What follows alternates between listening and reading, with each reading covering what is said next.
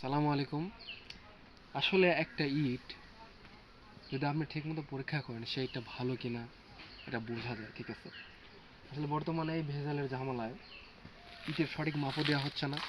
হ্যাঁ, যারা কারখানাতে ইট রয়ে যে ইটের সঠিক মাপ দেয় না এরা। এখানে একটা চুরির সিস্টেম আছে এবং ইটটাও ভালো দেয় না। এখন ইট যদি ভালো না হয় সেক্ষেত্রে আপনার ভূমিকম্প সহনশীল আপনার বিল্ডিং হবে না, ঠিক আছে? এবং ভূমিকম্পে সহজে আপনার বিল্ডিংটা ভেঙে পড়বে।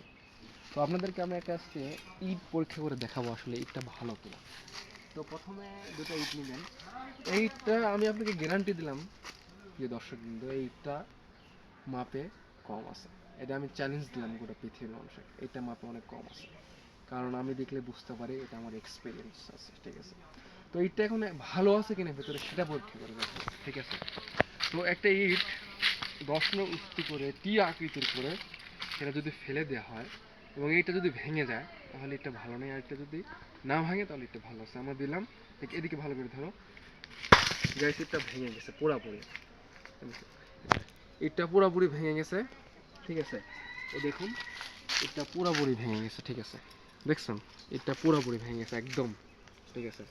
তো এই ইট কোনো সময়ের জন্য ভালো হতে পারে না। আমার দিকে ভালো, এইটা কোনো সময়ের জন্য ভালো হতে পারে না। এইটা যদি আপনারা বিল্ডিং করেন তাহলে এই ইটটা কখনোই ভূমিকম্প সহনশীল হবে না। যা হোক, আপনারা যারা বিল্ডিং করতেছেন তারা একটু দেখে শুনে করবেন, তাহলে আপনার বিল্ডিংটা দীর্ঘজীবী হবে।